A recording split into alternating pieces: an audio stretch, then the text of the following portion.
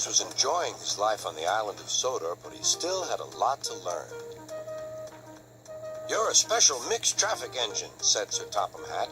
"You can pull coaches or freight cars quite easily, but you must learn by your mistakes." James knew what Sir Topham Hatt meant. He could well remember that dreadful accident on his first day. "Be careful with the coaches, James," said kind little Edward. "They don't like being bumped." Everyone came to admire James. "I'm really a splendid engine," he thought, and suddenly let off steam. Whoosh! A shower of water fell on Sir Topham's nice new top hat. Just then the conductor blew his whistle, and James thought they had better go. Go on," he puffed to Edward. Don't push," replied Edward. The coaches were grumbling too. Don't go so fast. James didn't listen.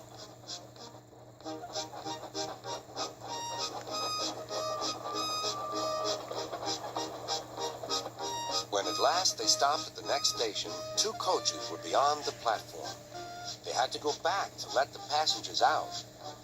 No one seemed to know about Sir Topham's new hat, so James felt happier. Presently, they came to the station where Thomas was waiting with his 2 coaches. "Hello, James," said Thomas. "Feeling better? That's good." "Oh, that's my conductor's whistle. I must go. I don't know what Sir Topham Hatt would do without me to run this branch line." And he puffed off importantly. Edward and James passed the field where James had had his accident. The fence was mended and the cows were back again.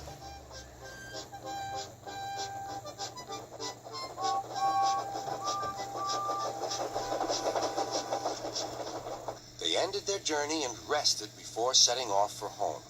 James was still wondering what Sir Topham would have to say about his new hat.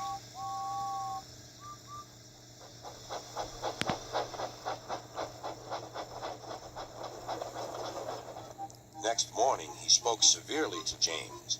"If you can't behave, I shall take away your red coat and have you painted blue."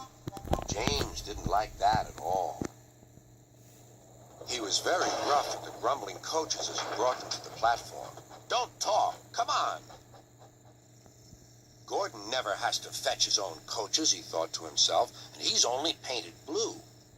To make James even more cross, this time no one came near him. "I'll show them," he thought. "They think Gordon is the only engine who can pull coaches."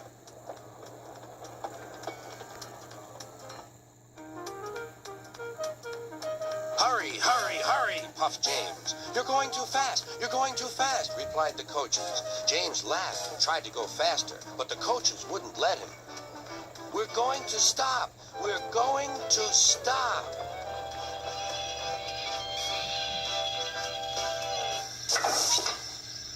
What's the matter? James asked his driver.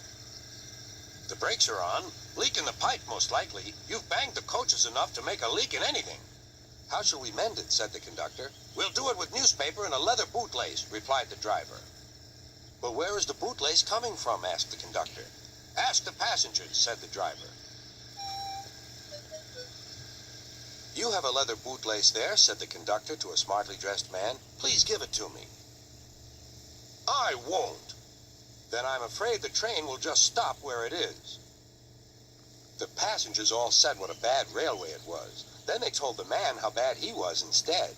Everyone was very cross. At last he handed his laces over.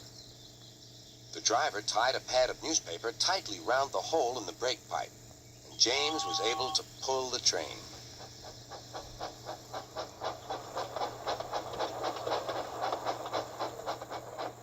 But he was a sadder and wiser James, and took care never to bump coaches again.